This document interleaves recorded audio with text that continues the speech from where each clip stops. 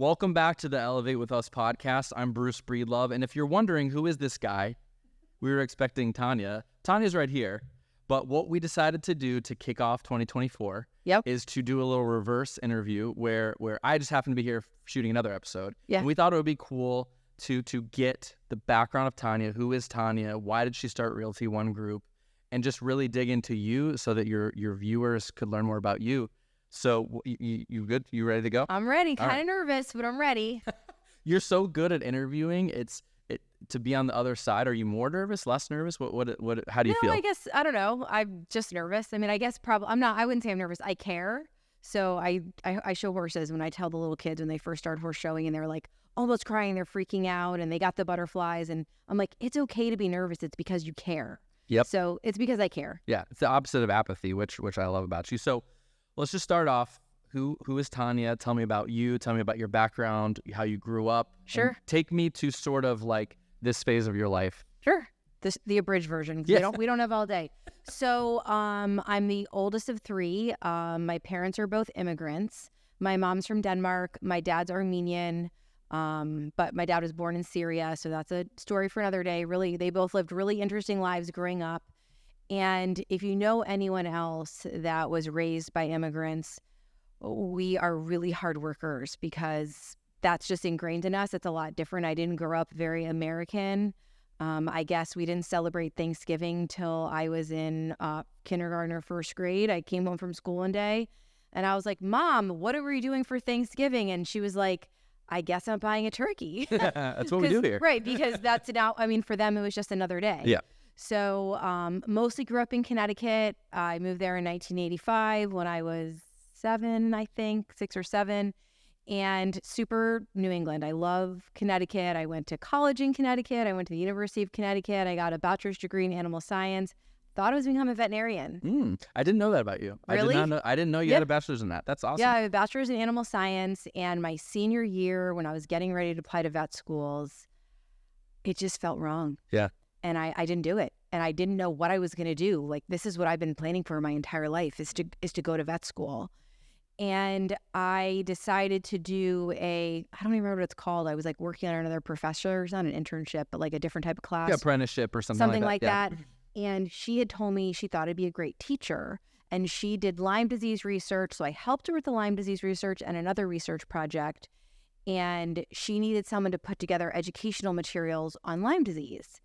And I was like, okay. And we worked together on it. And I put together these trifolds and whatever. And she's like, wow, you're really good at this. You're really good at like breaking it down so it made sense. Because I think I had to have 3 or 4 different versions, like one for elementary schools and middle school kids and high or something. Yeah. And she was really proud of it. And I was like, perfect. So when I graduated, I decided to substitute. And I decided to substitute all the grade levels. And I very, very quickly realized elementary school kids are not my jam. Like, I'll never forget, I was a substitute and I had 2 girls were fighting on the bus and they were in 2nd grade. I mean, they were bawling. I mean, there was lots of tears and made fun of their hair or something. Yeah. And they had a protocol for this. Oh. Where they both had to give them, because they had done put downs. Oh. They both had to provide a put up. Oh.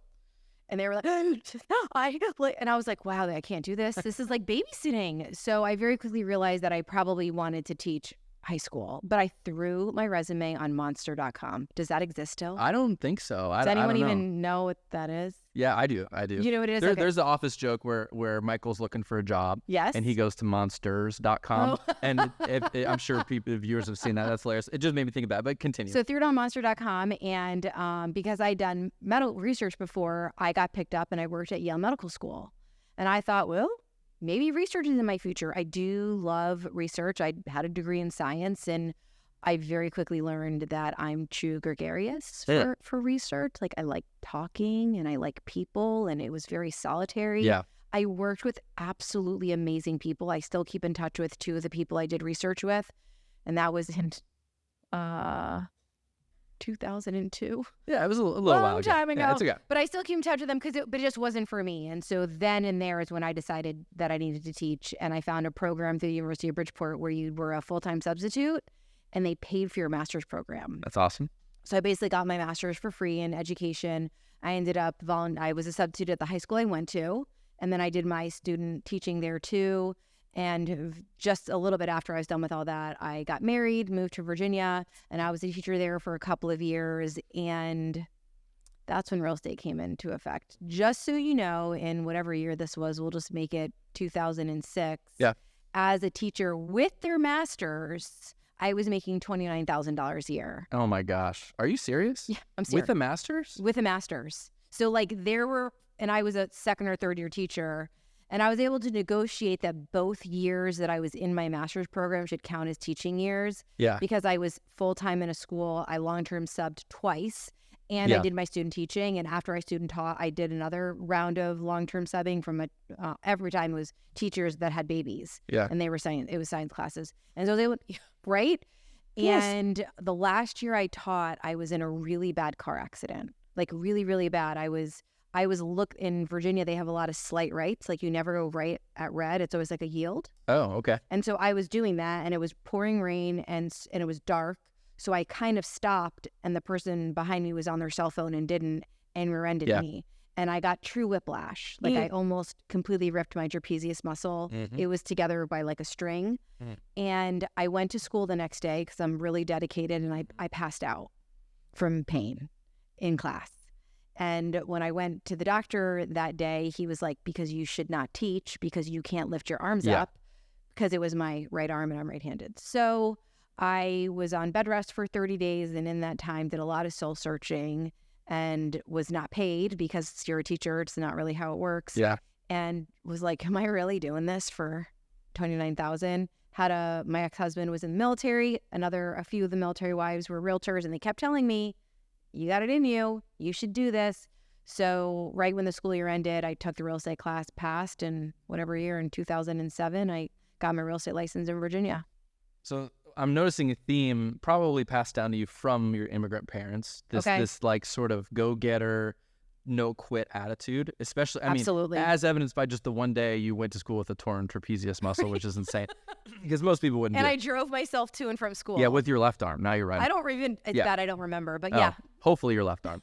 So and then you talked about being gregarious, and sort of it made it so you didn't really feel naturally the fit in some of these positions that you thought. Yeah. And so you kept pivoting until this big life event happened where you're like, it's sort of like a what do I have to lose type thing. Maybe at that point where you're like, sure. It just gave you this clarity to be like, okay, I can do this. Worst case, I can go back and make $29,000 a year teaching, which is horrible because we should pay our teachers more. It's like, it's a crime. Okay. It's bad. I don't know how much teachers get paid. Not much now. more. I mean, more, but not much more. Yeah. Like in Connecticut, they pay teachers a lot more, but the cost of living is so much more that it probably equates to something. And I missed something that was a big part of my decision is in August 2005, my dad had a stroke. Mm-hmm. And we're not talking about like a little stroke. We're talking about the blood clot moved from the left hemisphere to his frontal lobe. So he went from he was 54 years old, he was an executive at GE Capital, to not so much. Mm-hmm. And I wasn't really able to be there for a lot of his stuff. Yeah. Because I was a teacher, and you don't have a lot of flexibility in your schedule. Nope. I know a lot of people say, oh, teachers are so lucky you get the summer off. Well, we had rules in our contract about if it was the day before a holiday, you weren't allowed to take that day off. You couldn't take the day off the day after a holiday.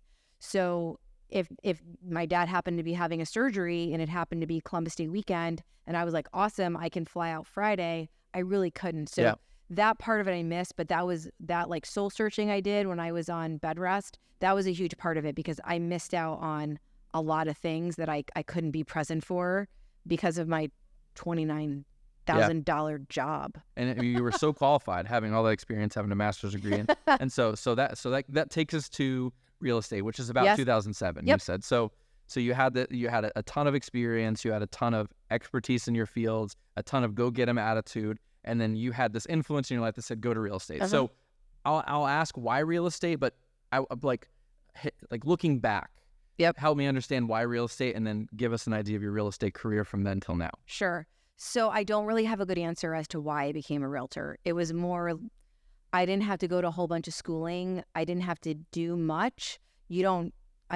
Most companies will hire people if they have no experience and whatever. and I knew a couple of realtors, and I thought, it doesn't look that hard. I could do it. If they could do it, I could do it, right? Like, yeah.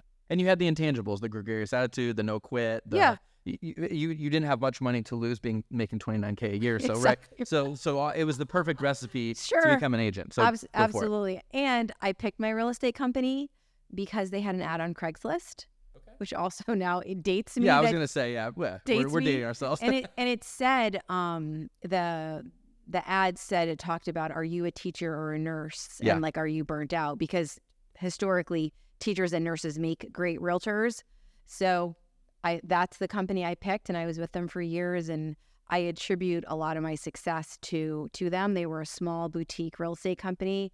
It was called 𝗕𝗂𝗏 Realty Company, and what was really neat is the owner, Mr. 𝗕𝗂𝗏, also was a builder developer. Nice. So we had new construction opportunities if you wanted them, or you could just do resale. Nice. And they didn't keep their sites open like we do here. It was just open by appointment. So I would sit there all the time. People would walk in, and because I wasn't a true site agent, if they didn't like that property, I could lock the doors and Nice. go take them out. So like, my lead pool was remarkable, and I still keep in touch with customers from then. And I have gotten referrals from a referral from Virginia. Yeah, which that's is incredible. pretty cool. Yeah. So give us an idea of production. Give us an idea of like your trajectory through sales. And you were just featured in Jacksonville Real Producers, which is, if you're watching and you're not from North Florida, it's a big deal here, where this couple pick rising stars and high producers in the real estate industry. Apart from, there's those awards that you sort of pay for. This Correct. is not one of those. No, So you have to get nominated. Yes, this is a legitimate award that's chosen by people who truly produce, and that was you. So congratulations. Yeah. But give us an Thank you. idea of that. Well, so when I first started, I don't know if anyone's familiar with 2008. Has anyone heard of the real estate market in 2008? It was like easy peasy lemon squeezy. So I got licensed right when that was starting. Like 2007, you saw glimmers of it. I remember going to classes and people talking about the bubble and what was going to happen with it. I also remember walking through foreclosures. And I remember there was like certain things you would see in all foreclosures. Eggs thrown on the walls. Also penises, really weird. It's always a thing. Real ones or? Real, they just drop penises. Oh, draw. Okay. I was thinking thrown on the walls. No, and draw. I was like, okay, they throw eggs, they draw penises. Every foreclosure ever. Like super strange. And they take all the appliances because they sell them. Yeah, I know sure, why they take the appliances. Yeah, sure. So I remember, being new at this, and like no one warned you really that like, hey, by the way, when you go, this means to foreclosure, like wear protective footgear because you don't know what you're going to find. Yeah. Because it was a thing. They would throw foreclosure parties and they would trash the house. Like they knew they were being served the next day. They're going to lose it anyway, yeah. Yep. Yeah. So they were like just trashing. I mean, it happened all the time, but then they started teaching us about it. Hey, by the way, be cautious of this, look for this, because people were mad because they were getting foreclosed on. Yeah. Because they were sold mortgages they shouldn't have gotten in the first place. Yeah, and I saw predatory lending. Yep. I didn't understand because I was new, and I remember sitting with my broker about this. I was at a closing and I represented the buyer, and they, were getting a loan, and they walked away with a check. Mm-hmm. They bought a boat. I'll never forget it ever. Like if this was it was like in 2008, and they bought a depreciating asset over the purchase price of their home. Oh, I'm sorry. Did I forget to tell you that it was a 80-20 loan? So they financed the 20% down payment and got an extra 5% because it appraised for more. Oh. Yeah, that happened. Didn't understand. It didn't make sense to me because something my parents instilled in me is that you work within your budget. Mm-hmm. So that didn't make sense to me. Like if the house is worth 100 and you got a mortgage for 105% and you have no skin in the game, what is going to keep you there? Mm-hmm. Well, we all saw what happened. Well, especially when lending criteria was very loose too. So they may or may not add a reliable jobs or correct. And in addition to all that terrible math that you just went over. Yeah. So that was crazy and interesting and fun. But my first year, I was Rookie of the Year, which is pretty amazing and pretty hard. And I was actually the top producer in my office, which did piss off two local realtors. That still happens today, or two by the way. Realtors in my office because they're and I haven't really seen this here, and it might be that I just haven't been really plugged into it, is our local association had like a big gala where they presented everything and they put it all in a book and they put your picture in order of your production. Oh, wow. So like if you were getting like platinum, gold, silver, and bronze, the number one person, their picture was first. Wow. Which I imagine they probably don't do that stuff anymore. They probably piss some people off. Yeah. Right? And so when we got to the page where I was on, I was like number 3, and like the other agents in my office were not. And yeah, so that was, you know, but I was willing to do a lot of work. Like they were not willing, if people weren't willing to buy the new construction, they weren't really willing to flip the resale. Yeah. And they would give me leads, and I would just, you know, pay them a referral fee because they didn't want to, they were just happy with what they were doing, which is fine. That's okay. So that trajectory of high sales, that continued then through your real estate career? For a few years, I had a couple kids. I actually then moved from Colorado to Connecticut, and my license was on referral. I worked my business by referral for a long time. Through Connecticut, I became an investor, so I kept my pulse on real estate for a really long time. Was in Connecticut for a few years, and then moved to Colorado. While I was in Colorado, I was dying to get back into real estate. Like I really, really do love it. Love it. And I knew we were only going to be there for 2 years. I knew real estate well enough to know that was a bad life choice, would be to like really get into real estate. Right. So I became an assistant, a licensed assistant for 2 realtors at a RE/MAX office. One of them I still talk to. And we had a lot of fun. She knew nothing about some of the marketing that I'd done before. And we put together some really fun open houses. And Kelly and I had a really great time. And then I moved here. Yeah.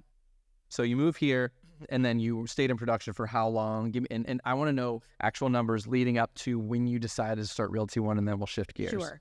So when I first moved, so I've moved a lot. Yeah. I just named a lot of places. Yeah.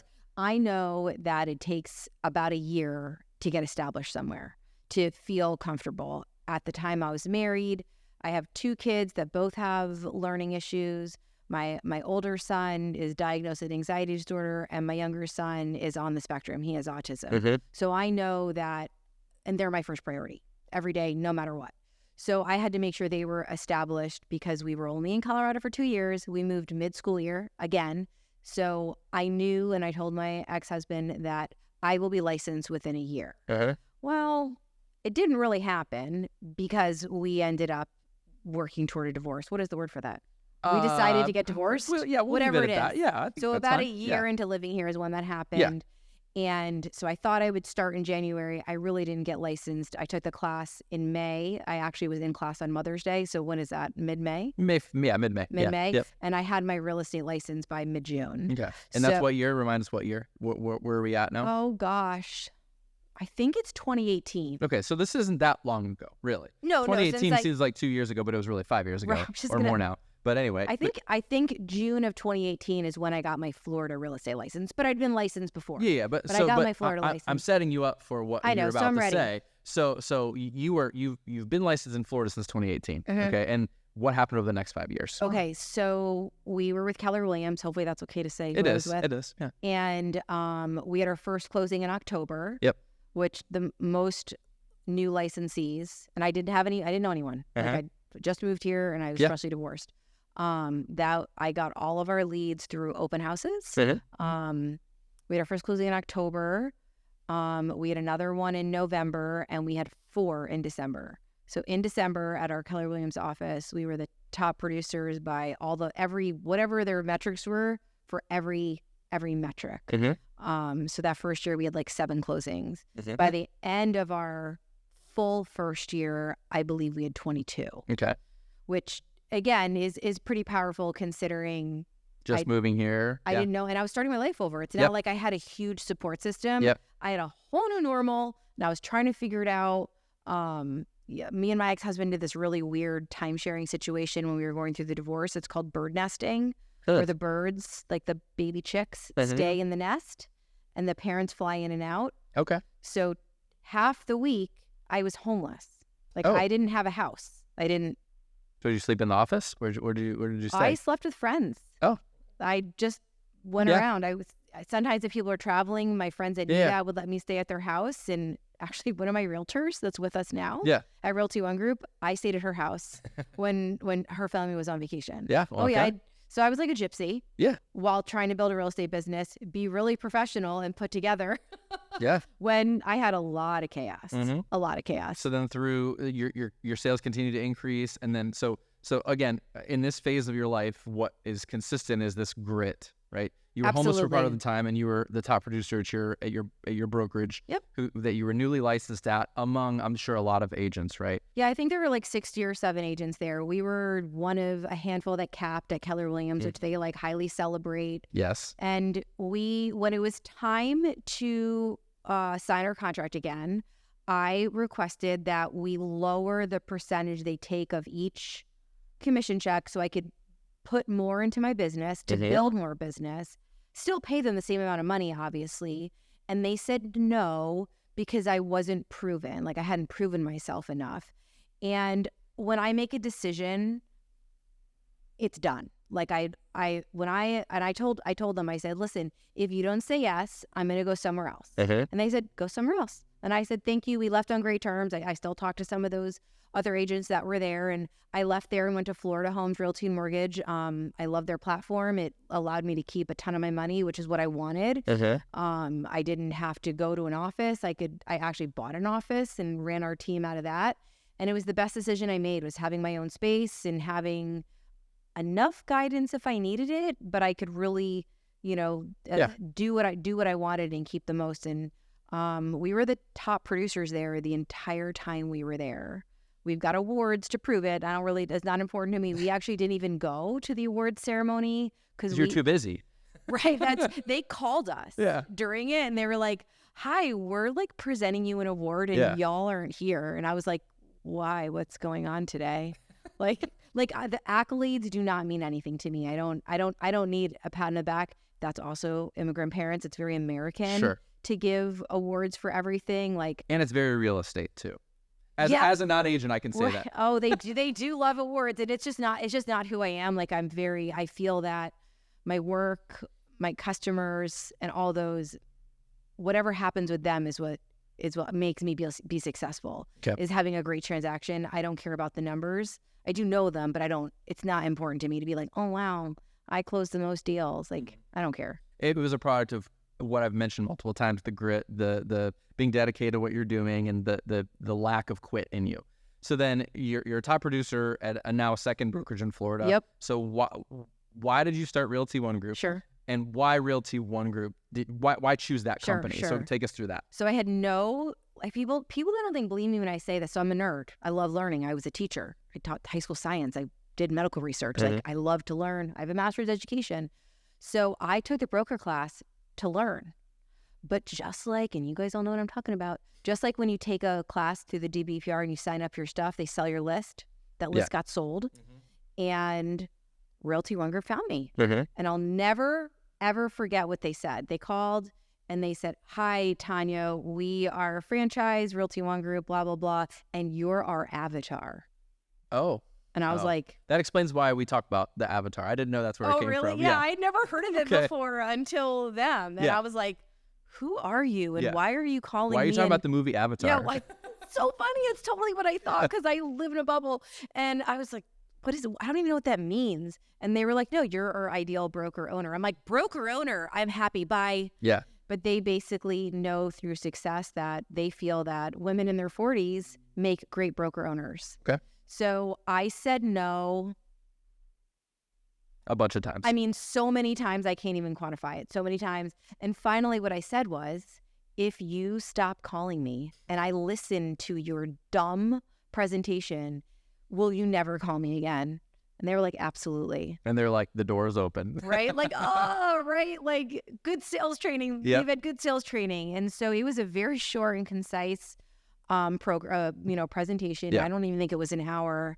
And I was really impressed. I was really impressed because what the platform was basically what we would call like a full service traditional brokerage with a low cut brokerage combined, like a non-full service brokerage. It kind of gave you the best of both worlds. So I could say it kind of gave me Keller Williams plus Florida Homes. And that really spoke to me. And I didn't know there was a franchise that offered that didn't charge a lot, that didn't like make you pay so much money and pay a huge amount of desk fees and 30% of your commission, or Crazy. promise you rev share. And I love an office.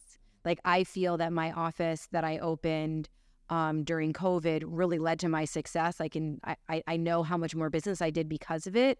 And so I loved that it wasn't cloud-based. So to me, for me, like, I'm being selfish, for me, it was the perfect solution to a problem I didn't know I had. Because I didn't know that opening up a brokerage was in my life plan. Like, I have 5 and 10 year goals. It's not there. Yeah. Like, it was not in my plan at all. So what do you want people to know? Because as we say, your audience is mostly agents. Yep. But anyone who's still watching is probably interested in this conversation. Sure. What does Realty One Group offer the agents that join? Sure. I'm talking concrete tools that lead to success in their business. So number one, it doesn't matter what your production is. You're always paid like a top producer. Right. Which is abnormal, right? Because these big box brokerages are cutting sweetheart deals to high producers or influencers to get them on board, and then charging 60-40 splits to agents who are new, which is criminal. Or even worse is, we have previously talked about that the market was really great, right? So someone that maybe was selling $10 million a year, then because of the economic climate, not because they're a bad realtor, there's less homes to sell, maybe only sold $6 million.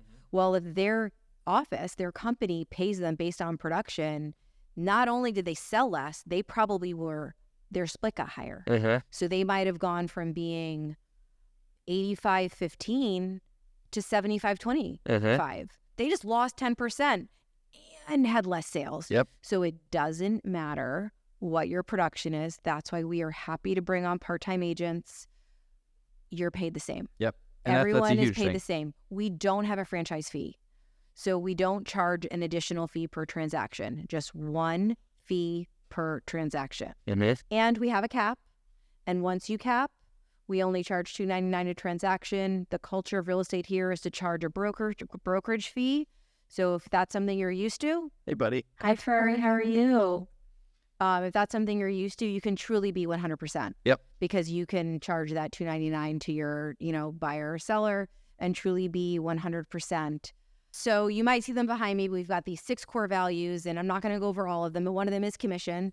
And my favorite one is coaching, education, because that's who I am. I'm an educator. And they have so many opportunities for agents to learn and for the brokers to learn. They fully support us.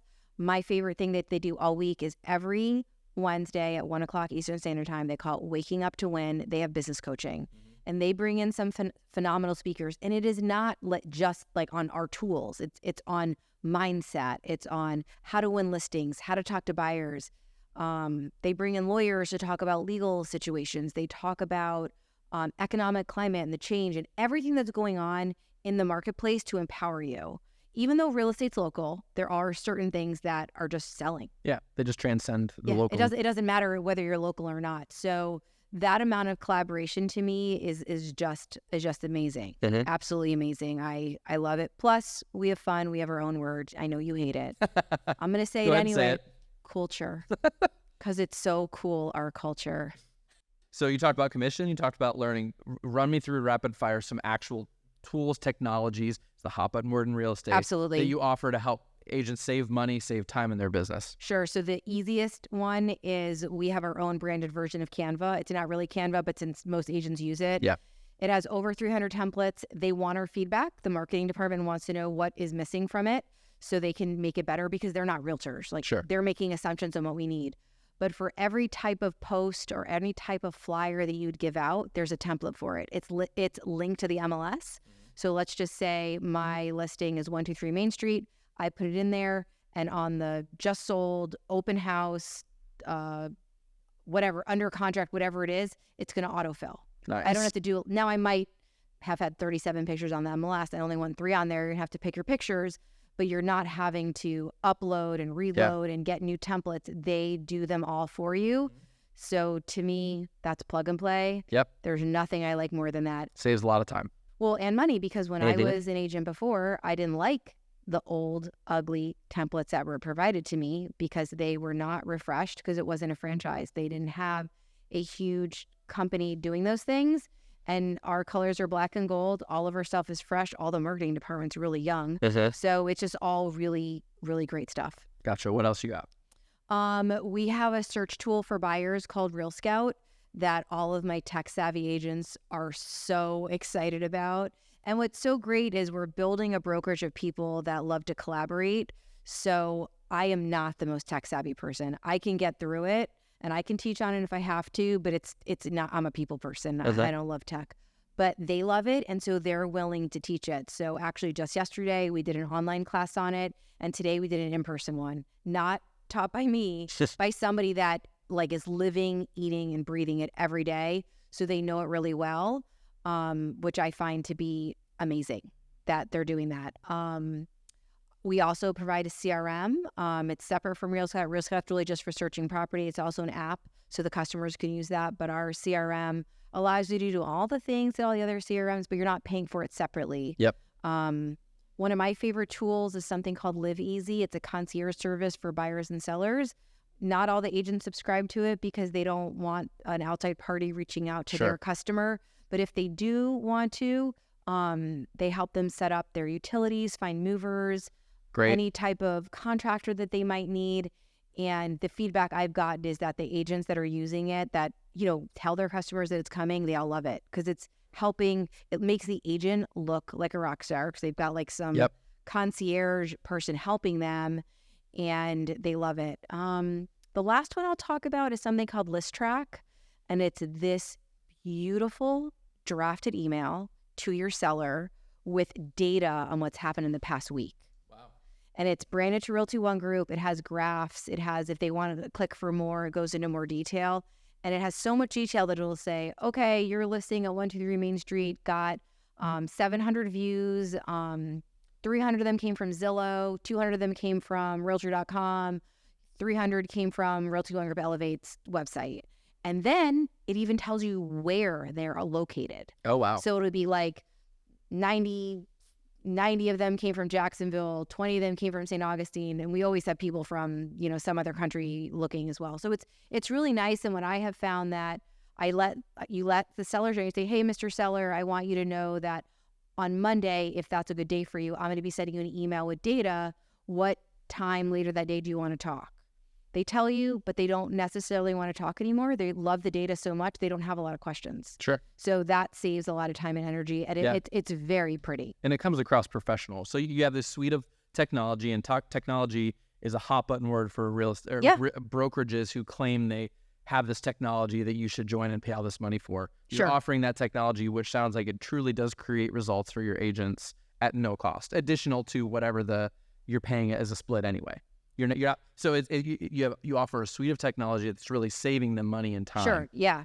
So, but you also have healthcare and 401k. We do have healthcare and 401k, which is a lot different. Our owner Cuba really believes one of our other principles is care, and he really feels that agents should be cared for, and he feels that if you're worried about your healthcare, it's going to mess with your ability to sell real estate. Absolutely. And so he basically was able to negotiate the same deal that he has for his W-2s as he does for our 1099s, right? Because legally, as a 1099er, you know, we're not required to have any of those things provided to us. And so, and then a year after that, he was able to negotiate a deal for a 401k for us.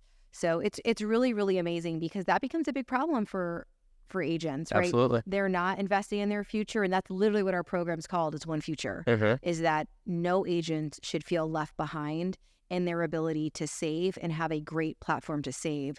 Because when it's not provided by your employer, it's really expensive to invest in those, in a 401k and whatnot. So absolutely. It's a really, really comprehensive company. And so I love the platform. And since we've been a part of them, they have just added and added and added and added and added.